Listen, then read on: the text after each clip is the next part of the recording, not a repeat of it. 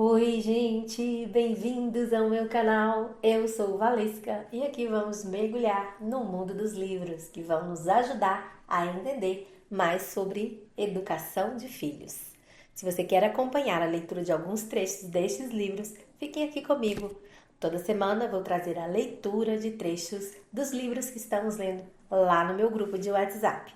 Vou deixar o link na descrição do vídeo caso queira receber todos os dias áudios, PDFs, atividades e ofertas que disponibilizo lá. Você será muito bem-vindo. Já se inscreve, deixe seu like, seu comentário, compartilhe esse vídeo, ativa o sininho e vem comigo.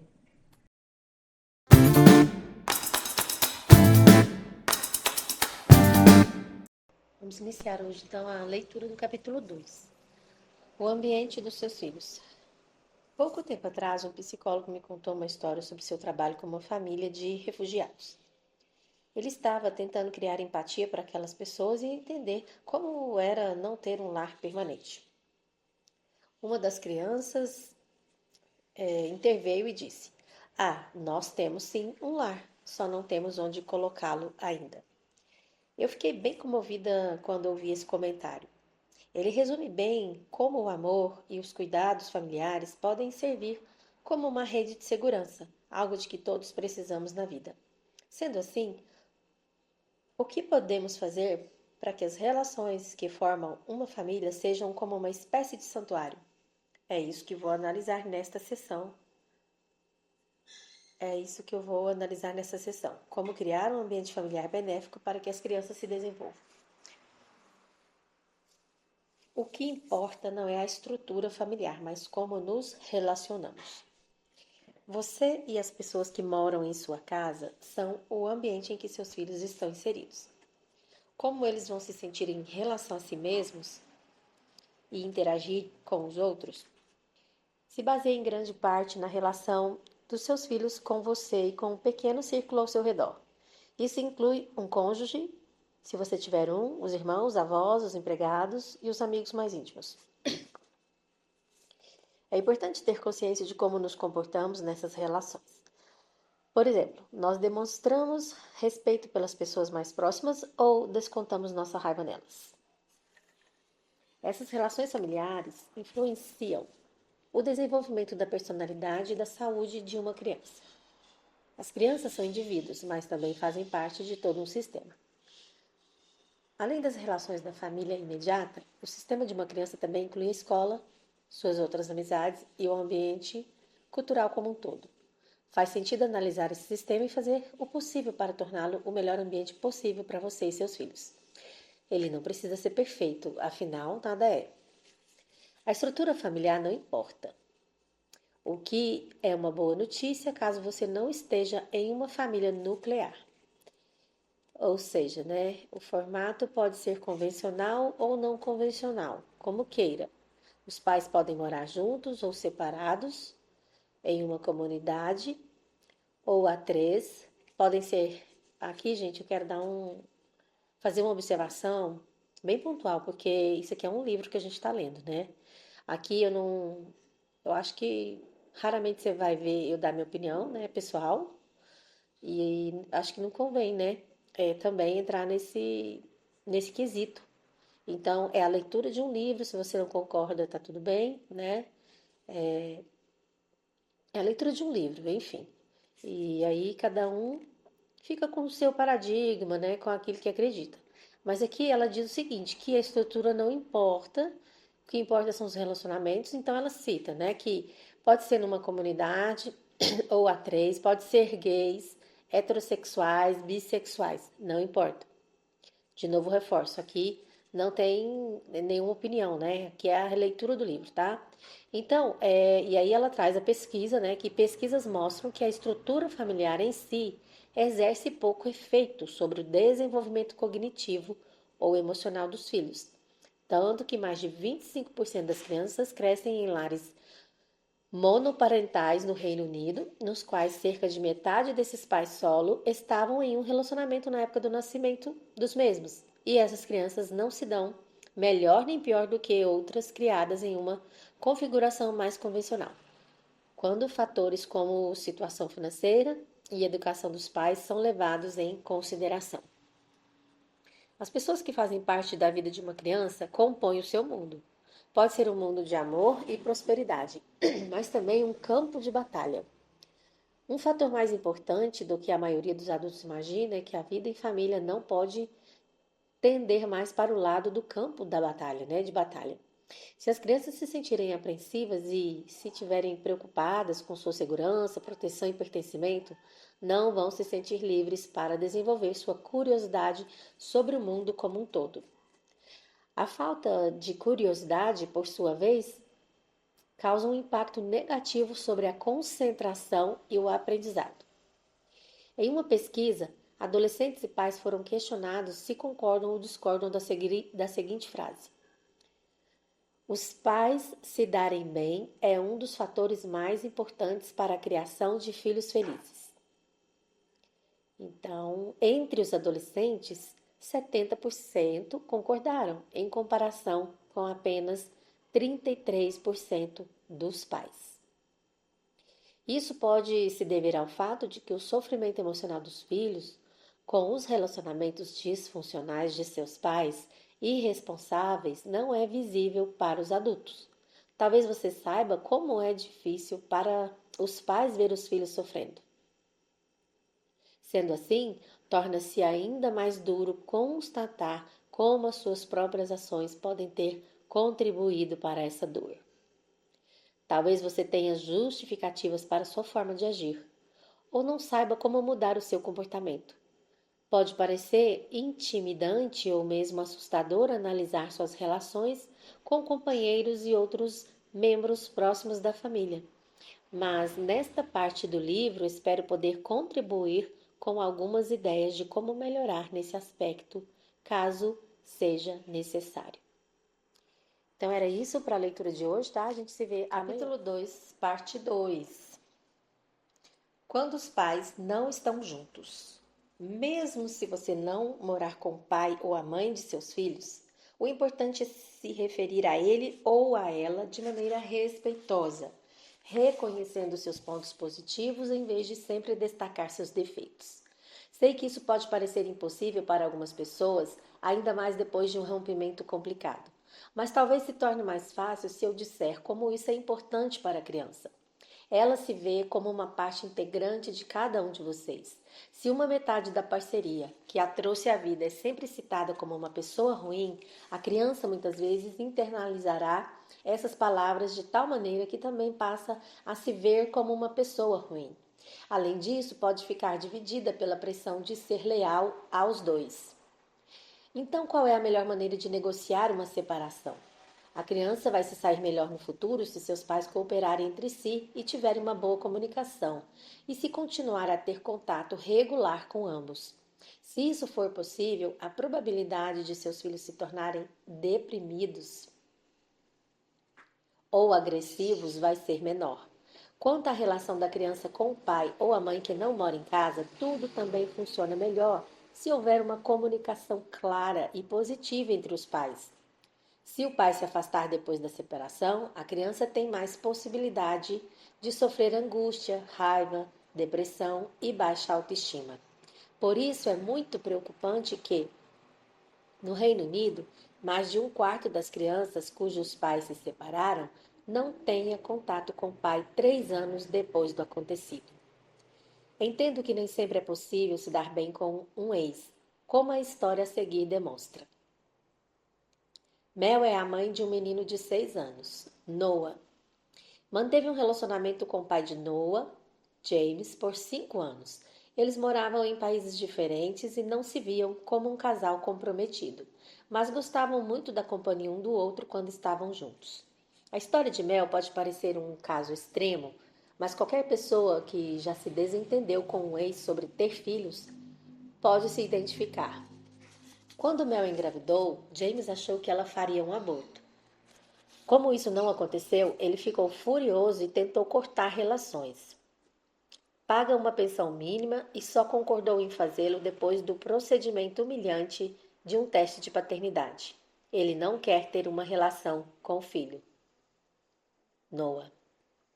Quando falo com homens em uma situação semelhante à de James, o que costumo ouvir é que gostam de sua vida como está. Sentem-se ameaçados e assustados diante da possibilidade de mudanças caso admitam a importância de ter um dependente. No entanto, um filho, que não é uma coisa, mas sim uma nova pessoa em nossa vida, é que será dependente de nós por 2 décadas. É mais do que um simples catalisador de uma mudança. Se analisarmos a criação de um filho sem egoísmo, veremos que é, na verdade, uma fonte de enriquecimento. Além disso, a criança não deixa de existir apenas porque está sendo ignorada.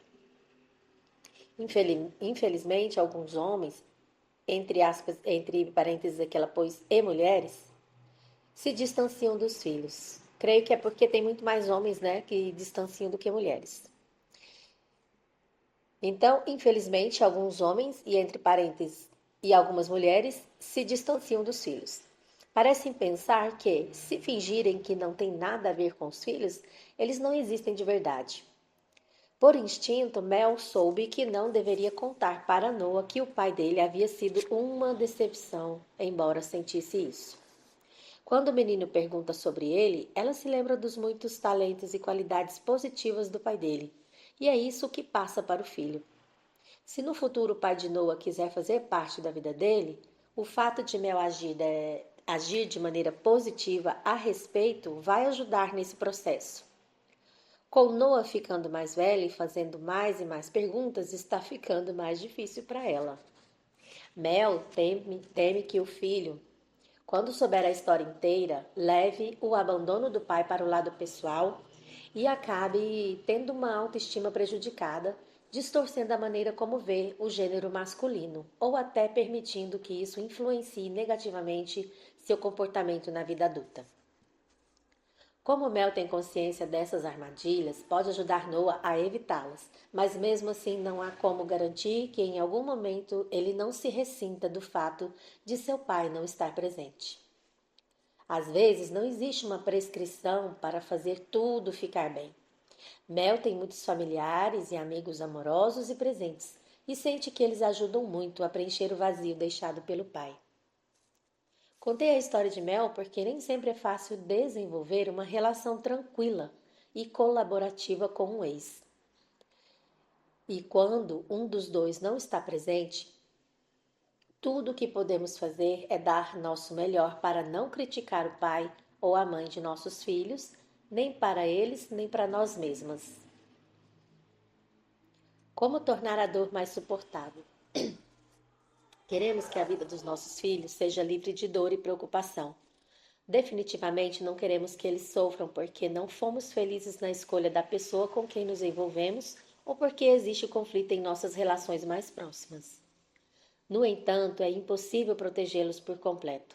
Não existe vida sem angústia, mistérios insondáveis, desejo e perda. A maneira de tornar a dor mais suportável é estar ao lado deles quando isso acontecer. Você precisa estar presente, tanto para seus filhos como para as pessoas mais próximas, com uma postura acessível e acolhedora em relação ao que eles revelarem e sentirem. Mesmo que não tenha como resolver a causa do sofrimento, marcando sua presença, em vez de negar ou afastar a dor, você pode ser uma boa companhia enquanto eles passam por isso. E essa forma de sintonia torna tudo mais suportável. Vou falar mais sobre isso na parte sobre sentimentos, que está na página 57. Eu vou ver se vale a pena a gente pular lá para a página 57, para a gente ver com relação aos sentimentos.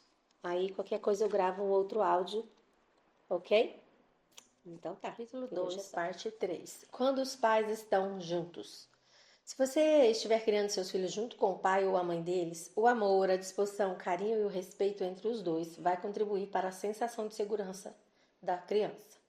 No entanto, como qualquer pessoa que já teve filhos sabe, isso causa tensão no relacionamento. A espontaneidade pode se perder, o tempo a sós do casal ou com outras pessoas próximas pode diminuir, a possibilidade de tirar um instante só para si pode ser reduzida ou desaparecer completamente. A relação de um ou de outro com o sexo pode mudar e as oportunidades para momentos de intimidade vão surgir com menos frequência. Os padrões de sono vão ser perturbados e é provável que você tenha de aprender a sobreviver dormindo muito menos. Cada membro de um casal ou de uma família estendida pode ter ideias diferentes sobre como educar crianças, e a dinâmica dentro das relações pode mudar. Seus hábitos profissionais vão mudar, e se você largar seu trabalho remunerado, isso também pode afetar sua autoimagem. Sua vida social também sofrerá transformações, pode haver menos ou nenhum contato com ex-colegas. Alguns amigos podem parecer sumir por um tempo por causa da sua preocupação com o bebê e assim por diante. E essa está longe de ser uma lista completa. Todo casal precisa de um tempo para se acostumar com a transição dessa parceria para uma família. E quando você pensa que se acostumou, tudo muda de novo, com a criança ou família continuando a crescer. Essas mudanças também podem contribuir para o ressentimento que vocês talvez sintam um pelo outro e pelos filhos. A propósito, é melhor admitir qualquer ressentimento, mesmo que apenas para si. Caso contrário, você corre mais risco de criar justificativas para os momentos em que age por conta desse sentimento, em vez de assumir a responsabilidade por suas ações e emoções. A vida nunca é estática, e ser capaz de aceitar a mudança e trabalhar com ela é mais útil do que resistir. Pensar sobre como você se torna flexível pode ser mais efetivo do que tentar recuperar o que foi perdido. Isso não quer dizer que você não vá sentir falta de sua antiga vida às vezes.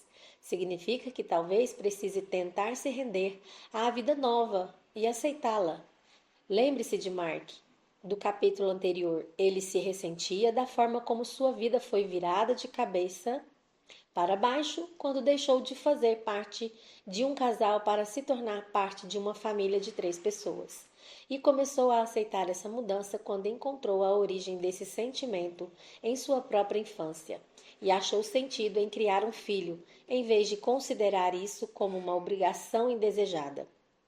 Ele também descobriu que, ao aceitar a responsabilidade conjunta sobre o filho com a companheira, isso a liberou para ser mais como era antes, em vez de se preocupar unicamente com o bebê. A leitura de hoje é bem curtinha. Vamos ficar só nessa parte aqui hoje mesmo, tá? E parte 4. Como discutir e como não discutir. A maioria das famílias discute, mas o que importa é a forma como vocês trabalham ou não e resolvem ou não os conflitos. As discordâncias por si só não são necessariamente prejudiciais à relação e, por consequência, ao ambiente dos seus filhos. Pessoas com parcerias bem-sucedidas e famílias funcionais discordam entre si e discutem. Isso é um fato. Mas, quando fazem isso, não deixam de respeitar e valorizar uma a outra, de reconhecer suas diferenças e de expressar seus sentimentos. Agora vamos falar sobre os aspectos mais elementares de uma discussão. Em todo conflito existe um contexto. É o motivo pelo qual vocês estão discutindo. É preciso levar em conta também como você se sente sobre o conflito e como a outra pessoa também se sente. E há também o processo, que é a forma de resolver o problema. Para lidar com as diferenças, é importante saber como você se sente sobre o contexto e expressar seus sentimentos. O passo seguinte é descobrir como a outra pessoa se sente sobre o contexto e também que seus sentimentos sejam levados em consideração.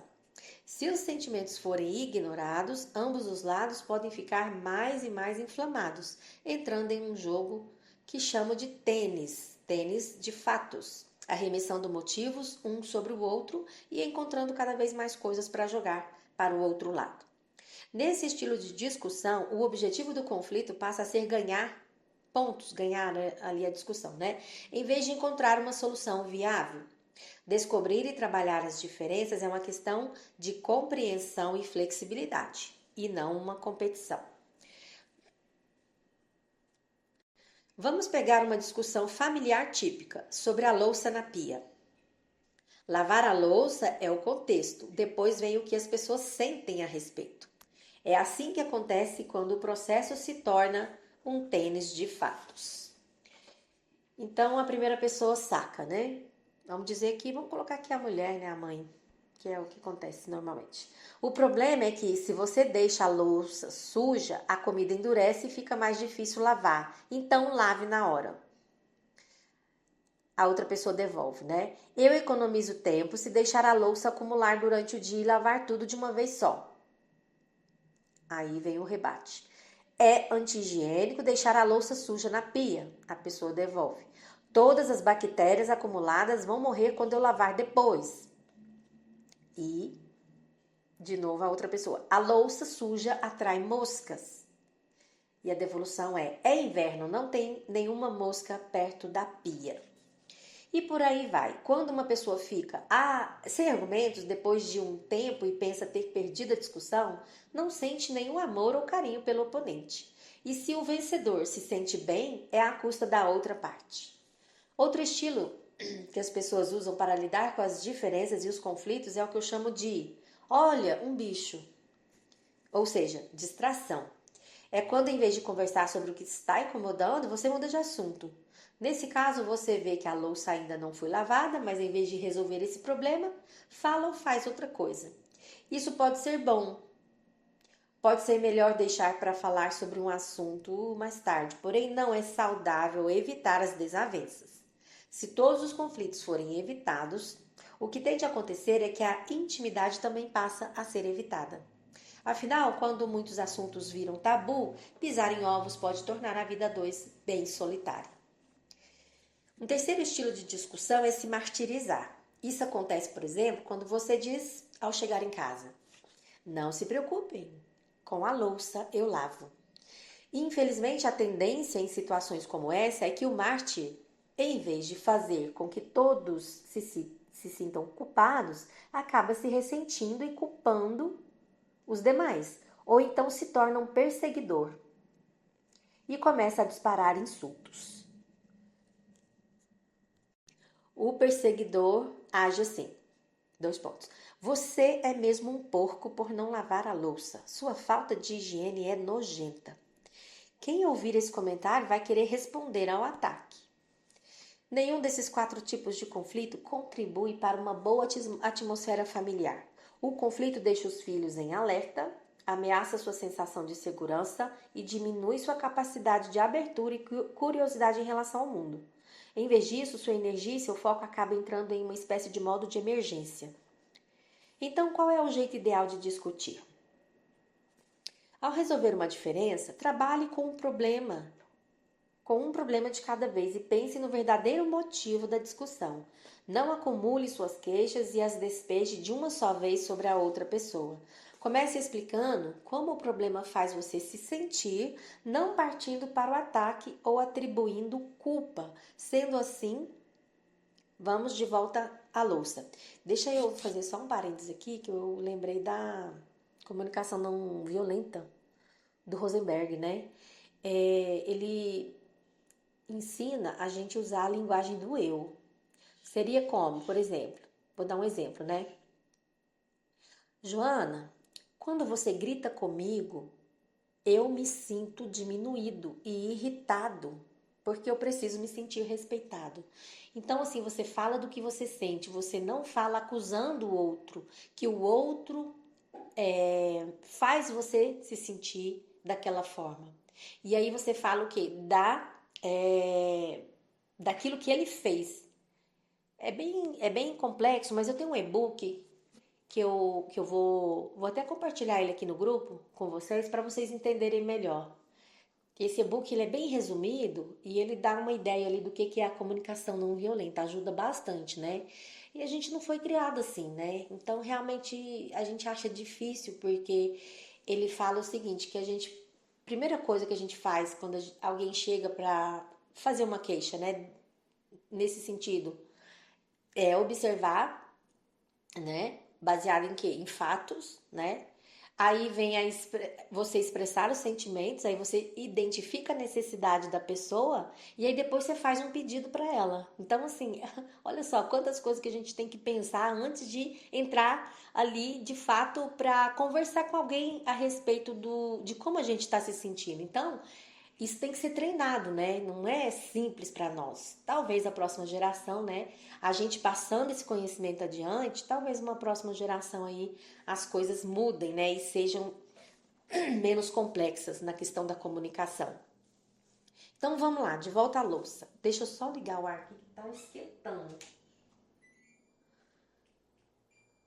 Esquentou aqui. Então, não gosto de chegar em casa depois de ter lavado a louça de manhã e ver mais louça na pia. Eu me sentiria muito melhor se você lavasse a louça durante o dia. Percebe que ela falou daquilo, ela falou dela, né? Ela não falou do outro, ela não ficou acusando, seus preguiçosos, ninguém me ajuda, ninguém lava a louça, ninguém faz nada nessa casa. Então, como eu tô falando, a gente tem que treinar, né? Porque o nosso primeiro impulso é de atacar. Então, o estilo ideal não tem como objetivo vencer a discussão. Gente, minha garganta tá horrível. E sim promover o entendimento. Uma resposta poderia ser: desculpa, meu bem. Não queria que você se sentisse mal. Fiz tanta coisa hoje, eu entendo que não é legal chegar em casa e ver isso. E a resposta seguinte poderia ser: sim, você faz muita coisa mesmo. Tudo bem. Que tal você lavar e eu secar? Uma boa regra geral nas discussões é usar. É comunicação não violenta mesmo. Uma boa regra geral nas discussões é usar frases que comecem com eu e não você. Por exemplo, eu não me sinto bem quando você não me responde porque está no celular. Em vez de você vive me ignorando quando está no celular. Isso aqui é comunicação não violenta, gente. Poucas pessoas gostam de ser definidas ou classificadas, ainda mais negativamente, pelos outros. Se, em vez disso, você descrever seus sentimentos a respeito do que vê ou ouve, vai estar falando sobre si, o que torna mais fácil para outra pessoa escutar. Gente, e é tão interessante que a gente se sente um ET fazendo isso, né? A outra pessoa olha e ela fala, eu já tentei algumas vezes assim, né? Quando eu tô mais consciente das coisas, mas de modo geral sai a acusação mesmo, né? É por isso que a gente tem que estar o tempo inteiro presente, o que é difícil, né? A gente estar presente para as coisas. Bom, mas não é fácil, né? Mas a gente pode treinar. Então, claro, não existe nenhuma forma de se queixar que sempre funcione. Ou seja, garanta que você consiga o que quer. Mas a harmonia familiar não é uma questão de manipulação, e sim de bons relacionamentos. Expressar abertamente o que você sente e deseja pode ajudar a manter boas relações, ao passo que manipular alguém não colabora em nada para uma boa sintonia. Falar em termos de eu e não de você, admitir seus sentimentos e reconhecer os sentimentos da outra pessoa costumam ser a melhor maneira de lidar com as diferenças inevitáveis que surgem nas famílias. Isso também vai ajudar seus filhos a se sentirem mais seguros, uma vez que diminui os ressentimentos e promove a compreensão. Assim também será mais provável que eles adotem este estilo respeitoso e emocionalmente inteligente de discutir, uma vez que foi esse o exemplo que tiveram. Um motivo comum de desentendimento é uma pessoa pensar que foi atacada de propósito, sendo que não foi. O exemplo a seguir aconteceu em uma família típica. Vou chamá-la de família herança. Johnny, um estudante de 22 anos, está olhando a jaqueta de couro velha do pai. Ele diz: você está com 60, pai. Nunca vai usar isso de novo. Posso ficar com ela? Kate, um professor, teve um péssimo dia tentando entender a geração de seu filho no trabalho. Por isso está se sentindo velho. Kate levanta a voz e diz: você não consegue nem me esperar morrer para querer pegar as minhas coisas. Johnny sente que a reação hostil foi a troco de nada e se sente atacado. Caramba, só fiz uma pergunta. Por que você vive me atacando? Eu não estou te atacando, mas não gosto de ser tratado como se já estivesse morto. Não é uma desavença séria e tenho quase certeza de que Kate acabaria atirando a jaqueta para Johnny dizendo: fica com ela então. E Johnny diria: agora não quero, você vai precisar de alguma coisa para usar no caixão. E os dois vão rir e vai se estabelecer uma trégua. Mas, se eles não entenderem o que aconteceu, os dois vão continuar a se sentir um pouco magoados e um problema parecido pode voltar a ocorrer. Então, vamos ver o que realmente estava acontecendo, fingindo que existe um mediador sensato entre eles. Nossa, esse áudio vai ficar longo, hein? Mas tá tão bom, gente. Vou parar. Ah, não, vai ficar longo demais. Tem muita coisa aqui ainda. 12 minutos já. Vamos lá. Já tá aqui, né? Então, vamos lá. Ele quer me ver morto, diz Kate. Não, não quero isso. Só quero a jaqueta, diz Johnny. Dá no mesmo, percebendo na hora que não é a mesma coisa, né? Diz o Kate lá, que dava no mesmo. E aí o mediador diz, não dá no mesmo, mas hoje, para você, Kate, parece ser a mesma coisa. E Johnny não tem como saber disso. Você, Kate, se sentiu atacado. Como Johnny não sabia que você tinha se sentido atacado, achou que a sua retaliação veio do nada. Então, ele contra-atacou. Isso com certeza é verdade, no meu caso, disse o Johnny. Kate fica em silêncio, então o mediador diz, só porque você se sentiu atacado não quer dizer que tenha sido. Eu sempre falo isso, né? Que, por exemplo, ninguém me magoa, eu que me sinto magoada, sabe? É uma boa forma também da gente entender as relações, né? Ele me chamou de sessentão. Kate responde na defensiva. Aí o mediador diz, sim, ele estava escondendo os sentimentos dele atrás de um fato, um hábito que aprendeu depois de tantos tênis de fatos que presenciou desde que nasceu. Continuando, parece que você acha difícil aceitar que tem 60 anos. Então gostaria de se apegar a símbolos da sua juventude, como aquela jaqueta de couro. Não é vergonha nenhuma e pode dizer isso se for verdade. Aí ela dá aqui uma outra versão da conversa. Vamos lá, uma outra versão aqui. Adoro a sua jaqueta de couro, posso ficar com ela?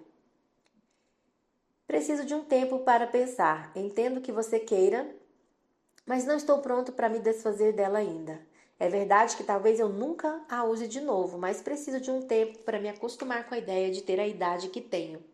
E enquanto isso, guardar minhas roupas da juventude é um consolo para mim. Desculpa pelo meu pedido ter feito você se lembrar de que tem 60 anos. Ah, não se preocupe, eu preciso lembrar. Estou me sentindo velho porque não entendo o que alguns dos meus alunos falam. Como o quê? Faz pouco tempo que entendi o que é rede social, mas o que eles querem dizer quando falam match ou crush? Vem aqui, deixa que eu te mostro. Aí aqui vem os exercícios, são longos, tem 5 tópicos o exercício, eu vou gravar separadamente, tá? 15 minutos de áudio. Mas estava tão boa a leitura, né? Ok, ao exercício da página 54 do capítulo 2. Exercício, desmembre uma discussão.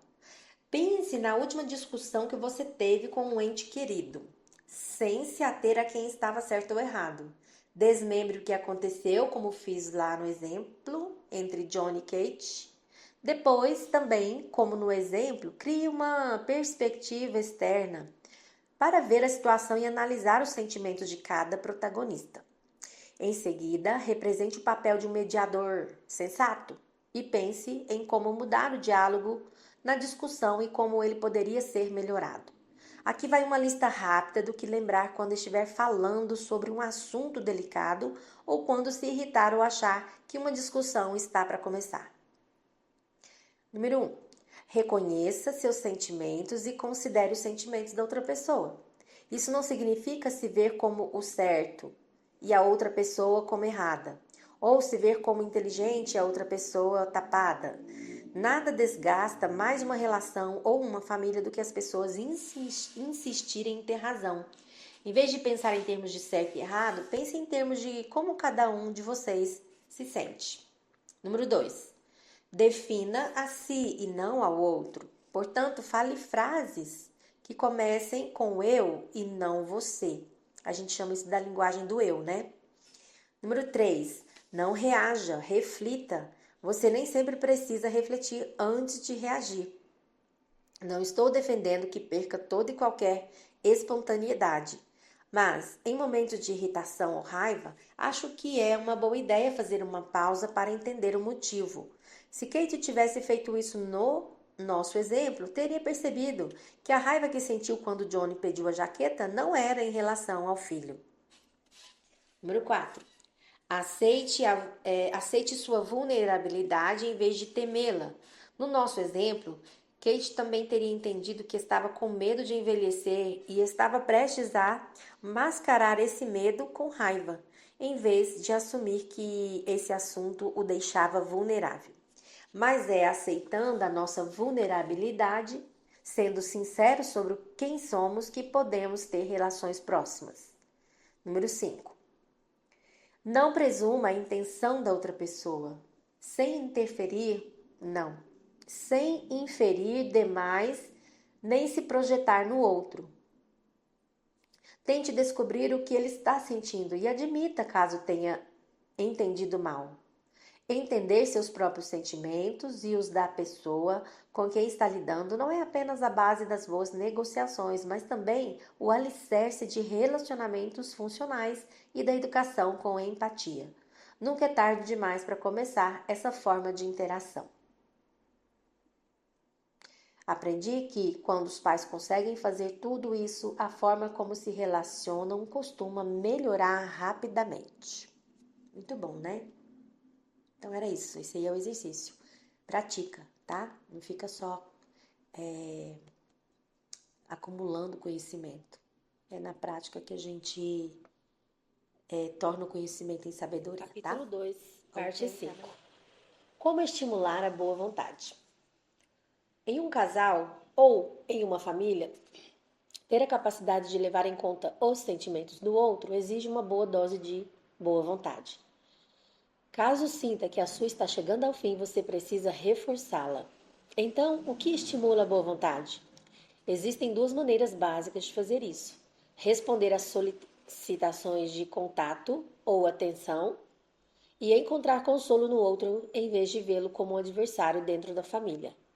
Em outras palavras, cooperação e colaboração em vez de competição. Quando o psicólogo John Gottman e seu colega Robert Livingston fundaram o que batizaram de Laboratório do Amor na Universidade de Washington em 1986, um dos seus experimentos foi pedir aos casais que falassem sobre seu relacionamento, discorrer sobre uma discussão que tiveram, contar sobre como se conheceram e relatar uma lembrança positiva que guardavam. Durante essas conversas, os casais estavam conectados a aparelhos que conseguiam medir níveis de estresse. Aparentemente estavam todos calmos, porém os resultados do teste de estresse revelaram algo bem diferente. Apenas alguns dos casais tinham de fato se mantido tranquilos. Os demais sofreram elevação na frequência cardíaca, transpiraram muito e, em geral, exibiram sinais reativos de desconforto ou fuga. Mas a grande revelação veio 6 anos depois, na sessão de acompanhamento. Todos os casais com alto nível de estresse haviam se separado, ou, se ainda estavam juntos, mantinham uma relação disfuncional. Gottman denominou esses casais como desastres. Aqueles que não demonstraram nenhum estresse durante a entrevista inicial, ele batizou de mestres. Segundo os dados, cada um dos desastres via o outro como uma espécie de ameaça, mais como um adversário do que como um amigo. Gottman estudou milhares de casais por um longo período e verificou que, quanto mais altos os indicadores de estresse, mais perto eles estavam de serem desastres e mais provável se tornava que se separassem ou desenvolvessem uma parceria disfuncional. Então, o que essas descobertas significam? Quanto maior o estresse ou sensação de ameaça você sente na companhia de seu parceiro ou sua parceira, mais provável se torna que acabe agindo com hostilidade ou frieza. Quanto mais seu relacionamento se baseia em tirar vantagem, em ganhar ou perder, em ter razão, mais provável se torna que sinta hostilidade em vez de boa vontade por seu companheiro ou companheira. Pode ser um círculo vicioso no relacionamento. A ideia de tentar ser melhor do que os outros é bastante disseminada como forma de convivência. Essa parte aqui ficou estranha, né? Vou ler de novo, ó. Pode ser um círculo vicioso no relacionamento. Ponto. A ideia de tentar ser melhor do que os outros é bastante disseminada como forma de convivência. A publicidade, inclusive, parece depositar boa parte de sua chance de sucesso em fazer seu público-alvo se sentir superior aos outros, perdendo apenas para a tentativa de fazer o consumidor se sentir mais atraente em termos sexuais. Mais especificamente, eu me refiro a comerciais de produtos de limpeza que representam os homens como ineptos que não sabem cuidar da casa ou anúncios em que a recompensa por comprar um produto é poder se gabar, como se de alguma forma você tivesse se provado superior a seu parceiro ou parceira. Por outro lado, quando um casal se sente calmo e tranquilo na companhia um do outro, isso torna mais provável que ambos se tratem de forma acolhedora e carinhosa. Gottman elaborou outro experimento em que observou 130 casais socializando em uma casa de veraneio ao longo de um dia.